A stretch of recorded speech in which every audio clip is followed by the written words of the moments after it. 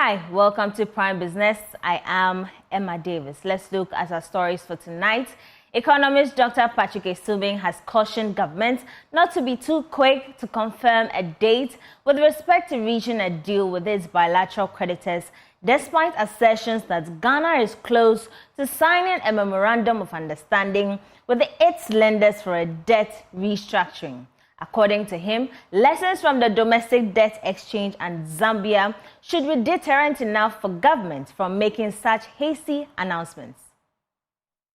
The only thing that we hope is that we would have learned from the ones that went before us, especially the Zambian case, and make sure that ours is a little more straightforward than that.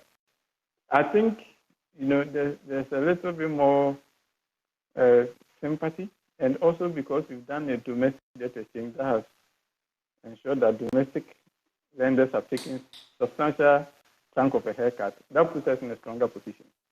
But I don't think anybody can really put a timeline on it. We should refrain from that.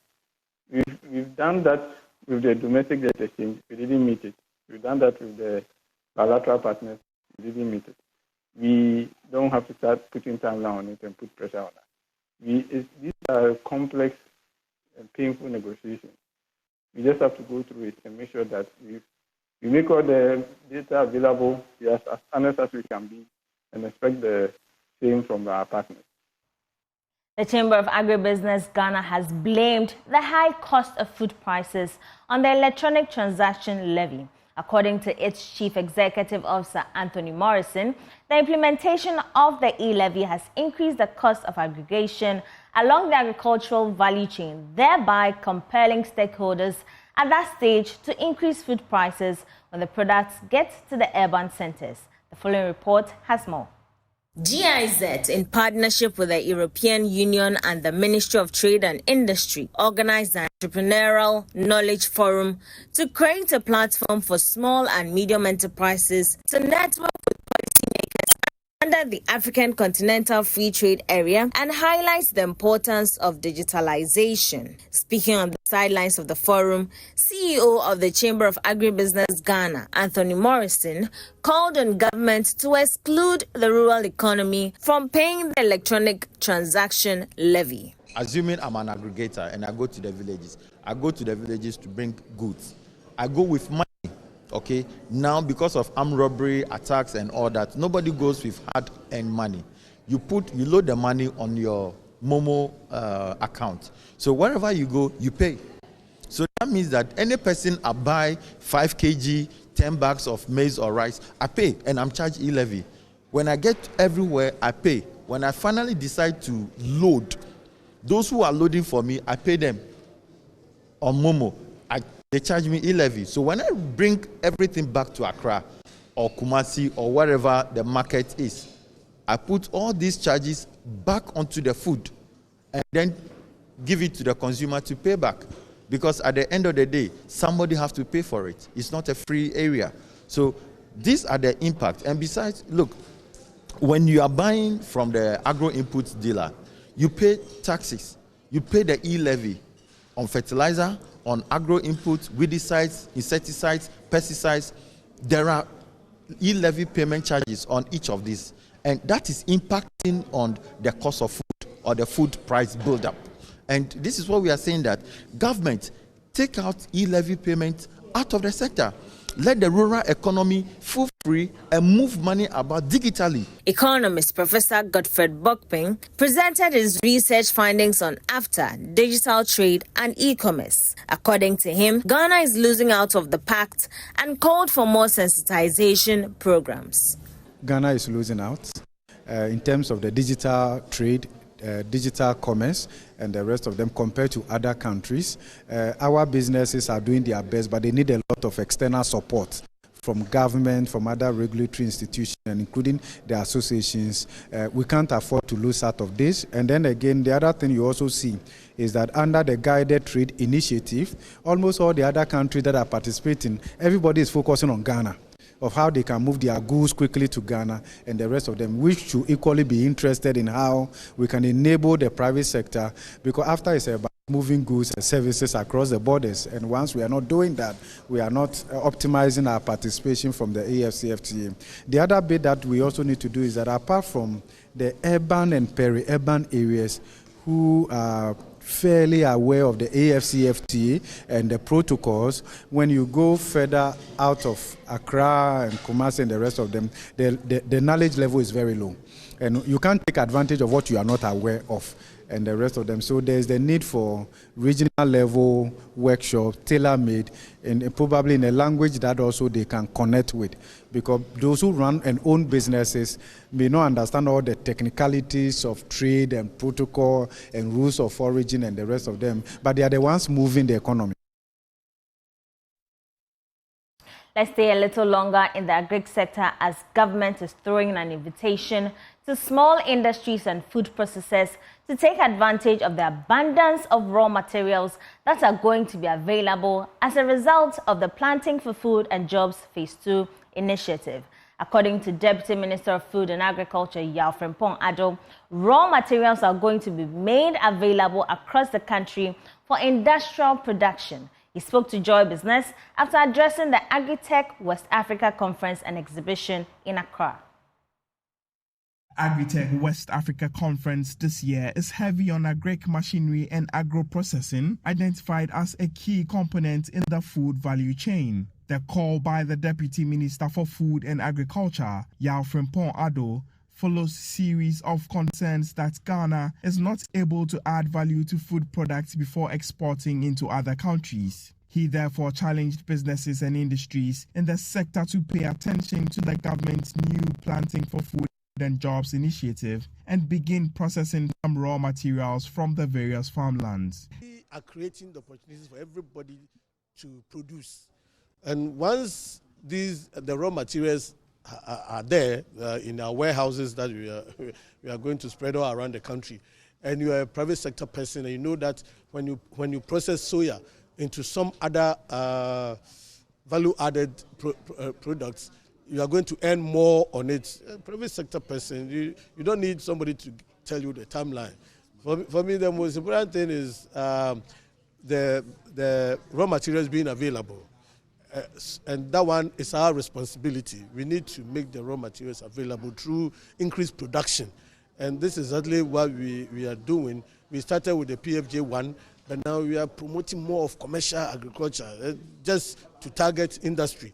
Speaking at the opening ceremony, India High Commissioner to Ghana, Manish Gupta, emphasized Ghana's strategic position on the African continent and the need for more industries to consider the country for flagship projects in Africa. So two big initiatives, if you've seen the outcome document, they are the Global Biofuel Alliance and second, the Deccan Principles of Food and Security Nutrition. What essentially this entails is putting a collective global framework to address the challenges here.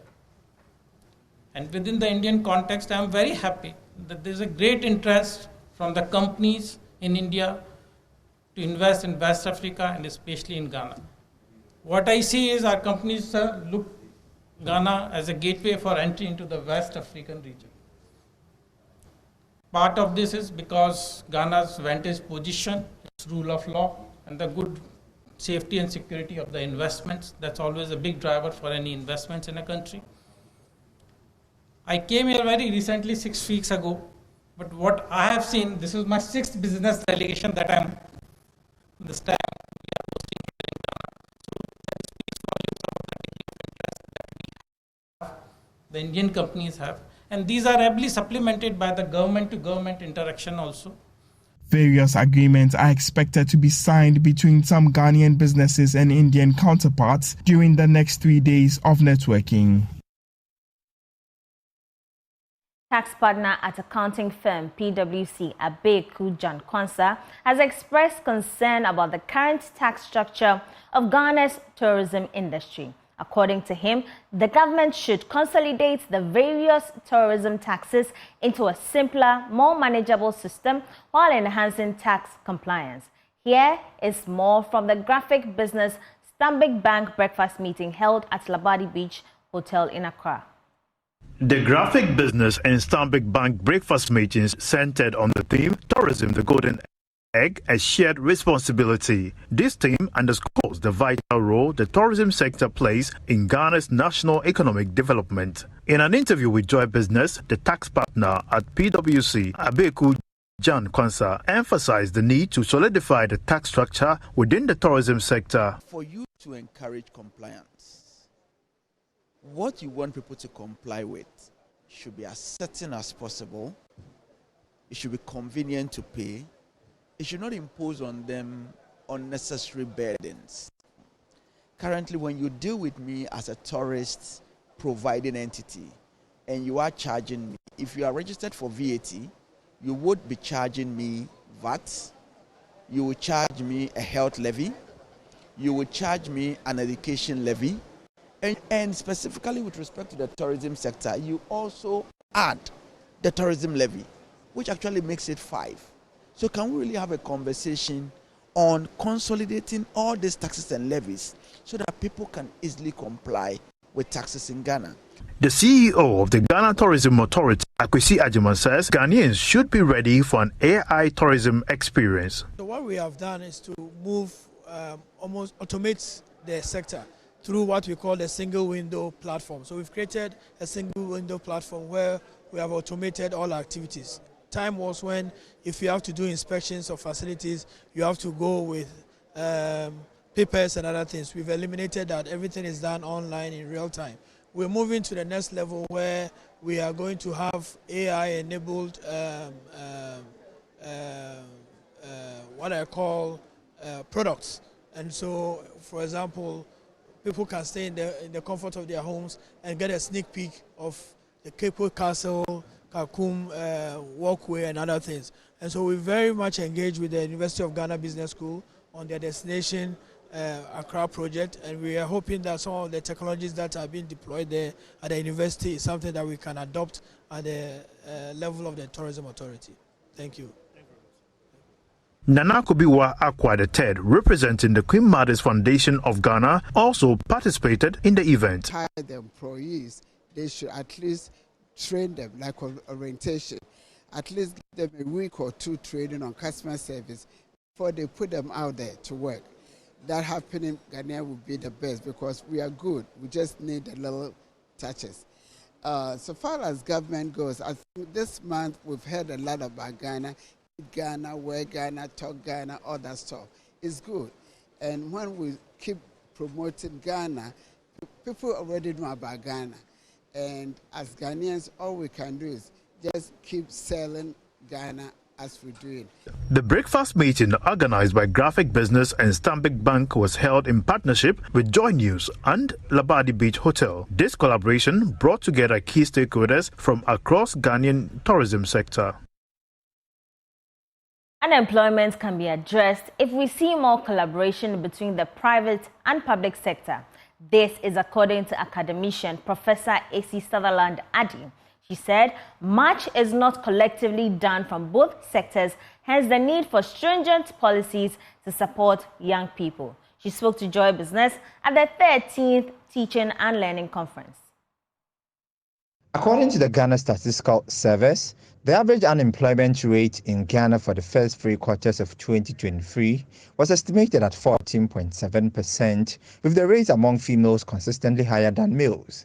The chairperson for the Forum for African Women Educationalists, A.C. Sutherland Addy, called for a deliberate approach on the part of government to address the unemployment menace. It's those who put the curriculum together that should be doing this work of making sure that the curriculum speaks to getting young people in the frame of mind where they can see what is around them as a resource, right? And so the teachers will then take that up and move with it. But I think if you look at unemployment, I think what I would like to put across is what are the resources for employment, and they are there, and we should be picking on those instead of looking at the negative side of it. Head of the Lutheran Mission School, Leslie Tay, called for more support for teachers. This is the 13th Teen Conference to be held at Lincoln Community School, and Teen stands for That Education Network. It started 13 years ago with a very small group of our Lincoln teachers, Ghanaian local teachers who work here, who really wanted to reach out and support their fellow teachers in Ghanaian schools. And it's grown. Today, I believe we have 530 Ghanaian teachers in attendance. So it's just amazing. And I'm very proud to be here and to know that Lincoln has a part in that journey, supporting teachers, supporting other teachers. The 13th Teaching and Learning Conference was under the theme Sankofa, reflecting, embracing, and adapting. There are doubts about Ghana's ability to attain its 10% renewable energy target by the end of 2030. Ghana's Renewable Energy Master Plan anticipates offsetting carbon emissions through the adoption of cleaner energy sources like solar and biofuels. But some clean energy advocates want expedited actions and investments for sustainable economic growth, improved social life, and reduced effects of climate change. There's more in this report. In recent times, Ghana has been plunged into unplanned power outages, impacting negatively on households and businesses. The erratic supply of power has necessitated calls for increased investment in alternative energy sources like renewable energy, as the country's so dependence on hydroelectric power and fossil fuel are insufficient and detrimental. President of the Ashanti chapter of the Certified Electricians, Engineer Amponsa Abibiu, stressed on the harnessing of solar energy to complement the energy mix. He believes not only would it help resolve power outages, but help decarbonize the atmosphere. He spoke during a workshop on energy citizenship at the Apia Minka University of Skills Training and Entrepreneurial Development. Ghana is endowed with everything. That's our passion. That when it comes to energy from the sun, and we have, in our era, we have believed that the conventional source, the primary source of energy that God gave us was oil. But we are getting to see that it's in the sun instead. So it is for us to harness it appropriately and use it. And the sun has never failed before. So that we are not, if we go back to the sun and live on it solely, there's no time that it will ever get finished. That's what we are saying. So for a country like Ghana that owns the best quality of sun in the world, why don't we harness it? But like I keep saying, the program is part of the university's efforts to create awareness on the importance of climate change and transitioning to low carbon energy sources through inclusive energy citizenship. With the country transitioning its energy supply to include cleaner sources, it has become imperative to initiate conversations on conserving energy. A study conducted at Pungu, a farming community in the Upper East region with strategic location of a VRA solar plant, were unaware of the essence of the National Energy Transition Plan. Abdul Latif is the lead researcher. They have a over 2 megawatt solar power plant, since they have 2 megawatt solar power plant, I need to know how they engage and their perceptions towards that particular project. People are motivated to engage in energy initiatives since when they know the benefit. But in other words, the perception, the awareness was very low. When there is a low awareness about any energy projects, people, once you are not even aware, you don't even care to even engage in anything like that. Senior lecturer at the Electrical and Electronics Department of the university, Engineer Dr. Ariponi, says the country is not pushing in enough to curb power losses. 50% of our consumption goes to domestic consumers. And the study shows that we can reduce from between 20 to even 60% of our consumption by simply employing energy efficiency and energy conservation practices. That is what is possible. And so if you are able to do that, and sometimes these techniques will not involve any investment, by simply changing behavior, one can save power. For Joy News, my name is Emmanuel Bright Kweku. Okay, so But moving on, some UK higher education alumni have called for policy reforms in the education sector to improve the quality of students and research output. At a British Council Alumni UK Roundtable session, which discussed a report to assess the activities and impact of UK alumni in Ghana, some alumni noted that since a country's socio-economic development is heavily linked to the quality of results produced by its education system, there is a need to pay critical attention to the sector. Here's more. The Alumni UK Roundtable and Networking Cocktail, organized by the British Council, aims to bring together UK alumni from various industries in Ghana to facilitate connections and knowledge sharing. One of the highlights of the event was a panel discussion on an upcoming report that highlights the factors and motivations behind the post-study engagement of Ghanaians who have studied at UK higher education institutions. Naomi Bafo-Jewu, a research and product associate at Confidant, the research partner of the project, shed more light on this. The feedback we are getting is that the UK education is really making some good impacts in Ghana, and people are applying their knowledge in various fields. People in business are applying critical thinking.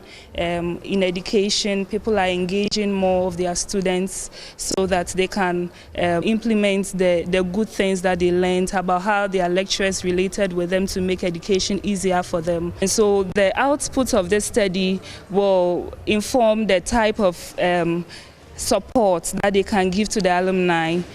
So if somebody is already in education, what kind of support can British Council give to them to make sure that they are making more impact? Sheribim Amenyado, an alumnus of Robert Gordon University, explains the benefit of UK higher education on socio-economic development. UK education students focus on the person, so I think equity and quality is an equity and quality challenge. So I think clearly that's been one of the most standout things for me, where you experience education that's more tailored to you. You have time to speak to a professor. You go to a professor's office, speak about something you are passionate about, and he listens to you. It's his job.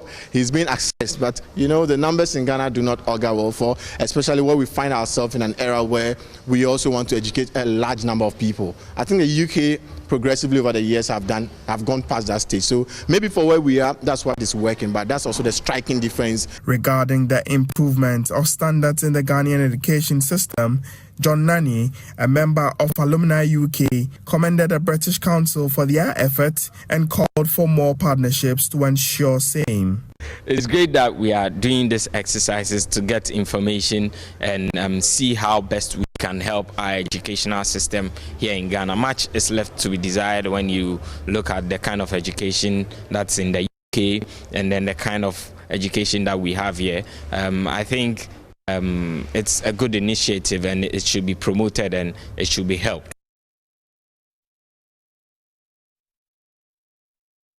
That'll be all for tonight. My name is Emma Davis. For more business news, do log on to myjoyonline.com. Up next is Prime Sports. Please stay.